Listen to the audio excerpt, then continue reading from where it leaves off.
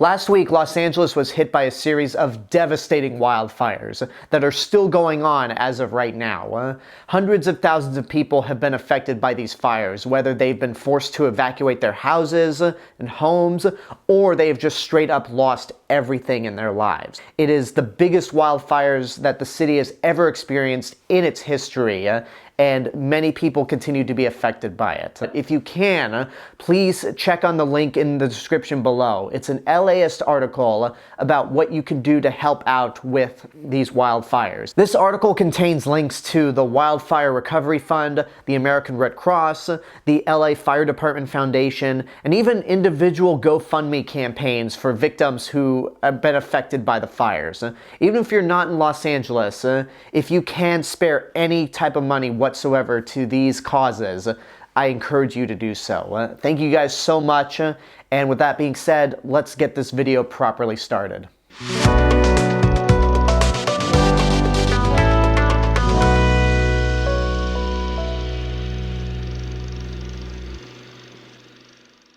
Hey everyone, it's Alexander Robinson. Welcome to the channel, and this is my review for Wolfman, which is the latest Blumhouse adaptation of a classic Universal monster, once again directed by Leigh Whannell, who directed 2020's The Invisible Man. This movie follows a family of three, a father, mother, and daughter, and they leave San Francisco to go to the father's childhood home in Oregon, because his estranged father had recently passed away, so they basically have to go up there to collect his things. However, on their way up to that house, they're soon attacked by something that isn't necessarily an animal, but is definitely animal-like. The father eventually gets attacked by this creature and thus begins to transform into something that puts the lives of his family in danger. And his whole priority is to make sure that both his wife and daughter are safe. The lead up to this movie was actually really interesting because I'm a huge fan of 2020's The Invisible Man. I think it's an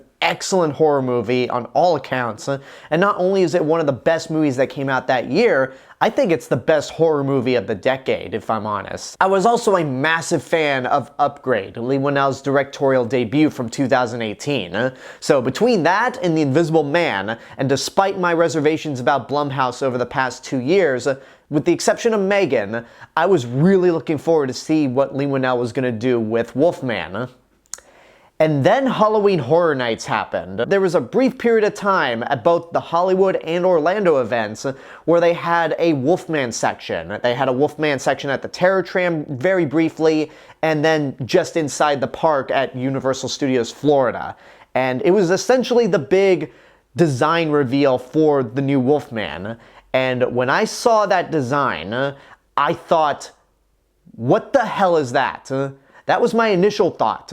And then afterwards, I thought, well, my excitement for this movie has just been assassinated because that design, what is that? Like I can't even describe what that is. And that's not a photo I took. This is a photo that you can find on Reddit of the Orlando event. I unfortunately didn't get a photo of the Wolfman, how he looked in Hollywood, but the damage was done. The backlash for that design was so bad that it didn't even last a few days at both Halloween Horror Night events. And I'll get this out of the way right now. If you saw this design, whether at Halloween Horror Nights or because of this video, and you're worried that that's how the Wolfman is going to look, without spoiling anything, I will say don't worry about it, because the Wolfman in this movie looks really good. That's all I'm going to say without revealing too much. The rest of the movie, beyond the design, is really good as well. Much like with The Invisible Man, this isn't a direct remake of the Lon Chaney Jr. movie back in the 40s, because the characters are different,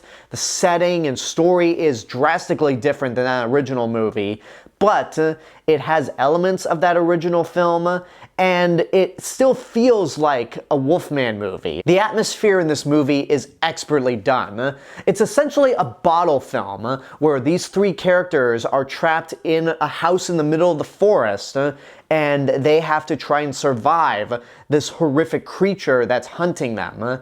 And I think the way it's directed, the way Leigh Whannell builds up suspense, it's so well done. It's a slow burn of a movie, but when the exciting things happen and when the Wolfman shows up, it's thrilling. The acting's pretty good as well. Christopher Abbott plays the main character Blake, the father whose job it is to basically protect his family.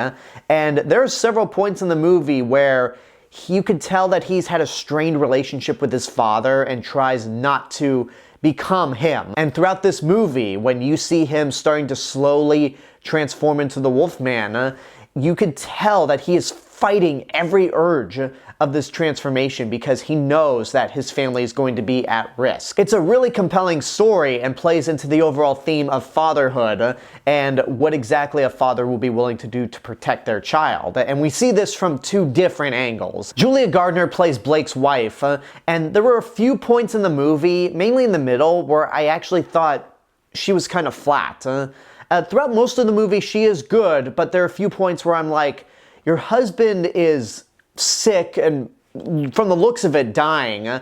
Try to have a bigger reaction to this. And I just felt like she didn't really care all that much, but those are a few select scenes, and those scenes mainly happen in the middle of the film. Once we get to the last act, that's when she started to get a lot better, and I definitely believed her fear. Matilda Firth plays the daughter, and she's good as well. There are a few moments between her and Blake where their relationship is very sweet, and ultimately it's more the driving force of the movie. If I had any issues with this movie, I didn't think it was as thematically powerful as The Invisible Man was, because The Invisible Man was a true horror movie in the sense that it focused on gaslighting, abusive relationships, and something that is just very relevant for today's society, and I just found the payoff for The Invisible Man that much sweeter. This movie is still really good, but I just found myself more invested in The Invisible Man. Overall, though,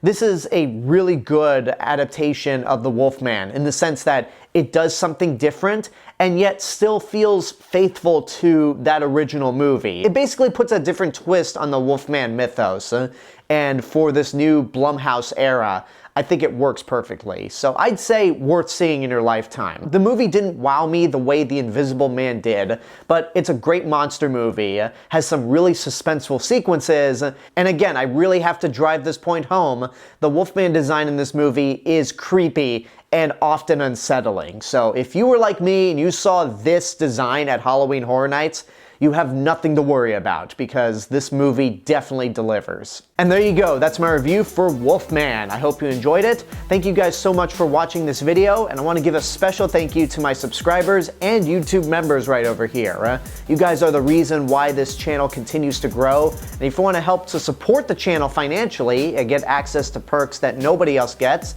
you can join YouTube memberships for as little as $1.99 a month. But until next time, I want to know what you guys think about Wolfman. Whatever your opinions are, let me know in the comments below. Don't forget to like the video, subscribe to the channel, and hit the bell button to get notifications. If you want to find me elsewhere on the internet, you can do so via these social media platforms and my theme park and travel channel right here on YouTube. I'll see you guys in the next video, but until then, have a good day and take care of yourselves.